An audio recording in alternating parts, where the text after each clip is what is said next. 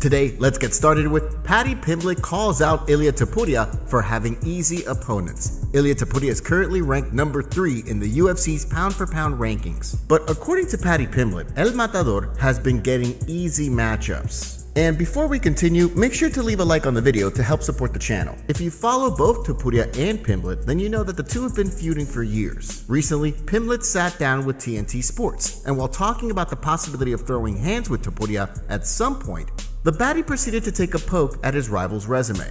Apart from Jon Jones, Tom Aspinall, I think that's the biggest fight the UFC can make, me versus Ilia. There's loads of history in it. People love all that. He's done a lot in the sport since then, but I still think he's getting hand-fed opponents. Seen something someone put up the other day, all his opponents. Holloway was back at 45 after the way with Gaethje. Volk had just been knocked out 2 months earlier, 3 months earlier. Josh Emmett is 37. Bryce, much as I love Bryce, we know he's not a striker. Now, it is true that when Topuria faced Volkanovski, the legend was only a few months removed from his knockout loss to Islam Makhachev. But Holloway's loss to Topuria took place about 6 months after his battle with Gaethje. Emmett may not be the force he once was, and Mitchell is more of a ground specialist. But it's not like Topuria was getting fed cans, right? What do you think? All that aside, Topuria is now scheduled to fight Charles Oliveira at UFC 317. But recently, Ali Abdelaziz made the case that either Justin Gaethje or Arman Tsarukyan should be fighting for the belt. Charles Oliveira is 2-2 in his last 4 fights. Justin Gaethje is 3-1 in his last 4 fights. Gaethje gave up his title shot, stepped in during International Fight Week against Max Holloway, and KO'd Dustin Poirier. Poirier beat number 12 to get a title shot. During Fight Week, Hooker got injured, and we fought Fiziev for the second time. I think Arman is more deserving than Oliveira. I don't think Oliveira is the toughest fight for him. I think he walks through Oliveira. Do you see Topuria running through Do Bronx? Finally, both Islam and Ilia have talked about their legacies and desire to win a belt in another division. But since neither man will be holding a belt when they fight for their next title fight, Henry Cejudo doesn't believe that they'll become champs. There's just a difference between being a multi-champ and then also being a double champ, of having this belt on this shoulder and having this belt on this shoulder, like Conor McGregor, like Amanda Nunes, like DC, and obviously the Triple C. If Ilia wins, does that mean he's the double champ? Or if Islam wins and he fights JDM, does that mean he's double champ? I even felt like Ilia Topuria should have never vacated. Same thing with Islam Makhachev. It is a fair point, right? And as this debate continues, Topuria has received yet another high-profile call-out. Hasbullah went on X and wrote, "Hey, Ilia Topuria, if you really want that belt, then I'm ready. Dana White, send the contract. I will bring the lightweight belt back to Dagestan." Dricus du Plessis will beat Khamzat, according to Rainier de Reeder. The consensus seems to be that Khamzat Chimaev will emerge from UFC 319 holding the middleweight title, but Rainier de Reeder believes that Dricus du Plessis will hear and still following the August 16th fight. During a recent interview with MMA Junkie, RDR outlined why he thinks DDP will be taking the middleweight belt back to South Africa. I think Dricus will win, yeah. I don't think Khamzat is going to get him out of there early. Dricus is a man. He keeps going in every round, though it doesn't really look better. His technique, he gets better every round. I see Dricus finishing him in the late rounds, 4th or 5th round, maybe with a lot of volume. I see Khamzat maybe taking him down in the 1st, 2nd round, getting his back maybe. Yeah, I think Dricus has a good shot. It is an interesting point, and as noted, people have underestimated DDP in the past. For example, many people picked the likes of Robert Whittaker, Sean Strickland, and Israel Adesanya to beat him, and he proved all of those folks wrong. What do you think? Do you see du Plessis handing Chimaev his first loss? Jon Jones won't accept fights he thinks he can lose, according to Coach. As the MMA world continues to wait and see if Tom Aspinall and Jon Jones will fight, calls that Bones is ducking the interim heavyweight champion continue to make the rounds. Recently, renowned coach Javier Mendez had an interesting take on the situation. Last November, Jones finally acknowledged he might fight Aspinall if the UFC forks over trucks of cash to make it happen. But with mid-2025 fast approaching, there's still no word if this fight will actually take place. Recently, Mendez spoke with Tim Welsh, and he argued that Jones will not take the fight if he thinks he has a reasonable chance of losing. Jon Jones is not the type of guy that likes to lose. He's such a winner in every aspect of what he does that you're not going to push him into a fight. If he doesn't feel he can win that fight and doesn't have a good advantage, he's not going to take it. But let's face it, Aspinall is one of those, do you really want to take this fight? Man, I think the UFC is going to have to put a lot of money out there for Jon to say, okay, I'm down, because Jon don't need to prove anything to anybody. He's done it all. what's your take on what Javier had to say? Now, if you've been following this exhausting saga, you know that Dana White has repeatedly claimed that the UFC will make Aspinall vs. Jones a reality. Case in point, White insisted once again that the fight will happen, even though Jones has been recorded ripping it up in Thailand. Jones's nightlife aside, recently, Paddy Pimblett argued that if the UFC is making Islam Makhachev drop the lightweight title, the promotion should strip Bones of the heavyweight title. While speaking to TNT, the baddie stated, "I didn't think they'd make Islam vacate, but if you're making Islam vacate, Jones needs to be stripped. If you're making Islam vacate after 4 defenses, fighting people on short notice, you should let him try to be double champ."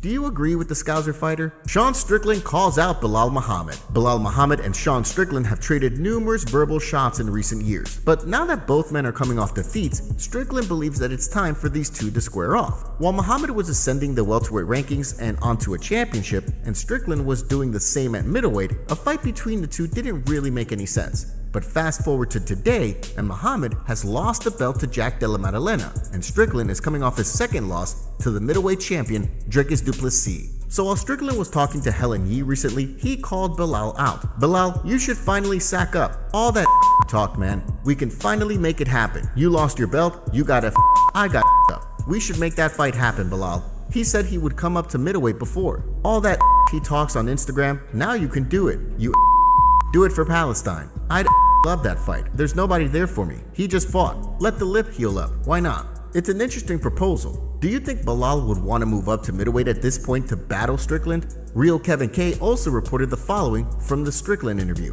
Sean Strickland says he wanted to fight Renier de Ridder before he was booked. Strickland also mentions that he was offered Caio Borralho, but they each mutually said no, per Helen Yee interview.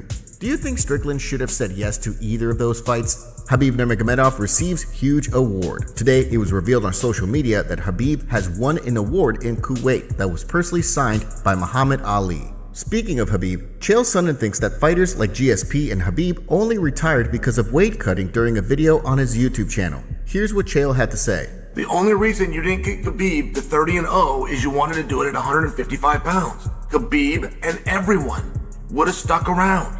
George St. Pierre right on down the list. All the guys you've ever seen retire would have done one more if you would have let them go up in weight." Ali Abdelaziz goes off on UFC fan for Islam Makhachev comments. Recently, a UFC fan accused Islam Makhachev of ducking Ilia Topuria, and it wasn't long before the renowned fighter's manager was firing back. According to The Observer, Makhachev is a duck because he could have fought Topuria and then moved up to challenge Jack Della Maddalena for the welterweight title. But Islam's a duck. I'm going to say it because Jack won't. You think he's ducking Topuria? Yes, 100%. Because JDM just fought. You're going to have to wait months for that fight to happen. You could do both. I saw Ariel say, and I agree 100%. You could just do both. That fight's in what is it? It's May, so like a month and a half. It's in a month. Oh, you're right. It's in a month and a half. Obviously, if he beats Topuria, just fight JDM probably on the same exact timeline. He just doesn't want Topuria.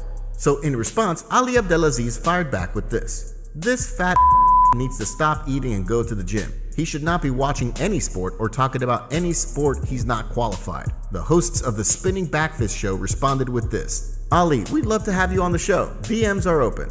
What are the odds that we'll see Ali on that show? As it turns out, Paddy the Baddie also believes that Makhachev should have fought Topuria, but the Baddie isn't accusing him of ducking. While speaking to TNT, Pimblett said this. "If I was Islam, I would have fought Topuria, beat Topuria, and then fought Jack Della 4 months later, because Islam will probably want to headline the Abu Dhabi card. If he smokes Topuria, like he smoked Moicano, like others in the first or second round, he'd be good to go in October. But I can see where he's coming from. He's already beat featherweights twice, saying he doesn't want to beat another featherweight." Now that we know that Makhachev is moving up to welterweight, the consensus seems to be that the star will add the welterweight title to his resume. But while speaking to Submission Radio recently, Robert Whittaker outlined why he's not so convinced. "I think that Islam could do everything that Belal does, but way better. So, and the fight, I thought Jack handedly had to fight, but it was a fight. So I don't think it will be an easy fight for Jack, but I believe in Jack. I think he's got that X factor. He's got that hunger there. You know, he's got the ticker. And you know, just like with Belal, just like with Burns before, yeah, I think he can do the impossible." Do you think JDM can pull off another upset and defend his welterweight title? Paddy Pimblett talks about next UFC fight. It's not clear yet when and who Paddy Pimblett will fight next. Recently, Pimblett reported that he's hoping to fight at the UFC's next card in Abu Dhabi. Pimblett continues to climb up the lightweight rankings after dominating Michael Chandler and finishing him at UFC 314 in April. Since Paddy the Baddy isn't ranked in the top 5 yet, however, the expectation is that he'll need at least one more big win before moving into the title shot mix.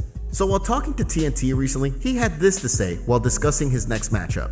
"I know for a fact if I beat Gaethje, I'm next in line. Definitely, it could be the next fight. It just if he says yeah or not, because he's fighting down the rankings again. Abu Dhabi, October, that pay-per-view. That's when I want to fight. That's what I'll be gearing towards. After what I've done to Michael Chandler, I think I finished Justin Gaethje." The Baddy was also asked about his impressive win over Chandler and whether anything surprised him in the fight. He tried to wrestle, but obviously we prepared for it, but I didn't see it coming. I thought he was just gonna try and take me head off like he does with other people. Like, I thought I was close to submitting him once or twice when I was on the bottom. So I was thinking, wow, why is he even doing this? I think he don't know why he started to wrestle. Everyone's asked me as well, did he feel strong? And I'm like, not really. Didn't really feel that strong at all. What was your take on Pimblett's win over Iron Mike? Deiveson Figueiredo provides health update. It's been a couple of weeks now since Deiveson Figueiredo incurred a nasty-looking knee injury during his stoppage loss to Corey Sandhagen, but it sounds like the former flyweight king has avoided the surgeon's knife. Sandhagen trashed Figueiredo's knee as he looked to advance his position on the ground and proceeded to finish the fight with strikes. Figueiredo was visibly in excruciating pain, but recently, the Brazilian's manager, Alex Davis, spoke with MMA Fighting, and Davis confirmed that while Figgy has a tear in the anterolateral ligament of his knee, he will not require surgery. Further, Davis made the following comment: "It's very painful, but he did not get finished. It was just a freak accident." Do you agree that Figueiredo was not finished? Immediately after the bout, Sandhagen insisted the knee injury was on account of his technique and was not a fluke. MMA community roasts Sean Strickland for body transformation. Yesterday, footage was released that showed Sean Strickland weigh himself with Helen Yee, which revealed that he was currently weighing in at a whopping 230 pounds, which is 45 pounds over from the division Strickland fights in. And before we continue, we have a favor to ask. Help us reach 200,000 subscribers on MMA Zone by subscribing and turning on notifications for daily MMA content. Seriously, we rarely miss a day. The MMA community roasted Sean Strickland for weighing so much and walking around at heavyweight weight. Here's what they had to say. One user on Instagram wrote, "Sean Thickland, how is he cutting 40 plus pounds? That TRT working. And yet he's out here calling out a welterweight. Can lose fights but can't lose weight. There was a time this guy used to make 170 pounds. He's an absolute weight bully. Does Strickland look really bad, or is it just me? Like, he looks chubbier, I get that, but something looks wrong with his face. He looks fat in some of the pics I saw. He was probably 240 a couple of weeks ago." What are your thoughts on Strickland weighing in at 230 right now? Let us know in the comments.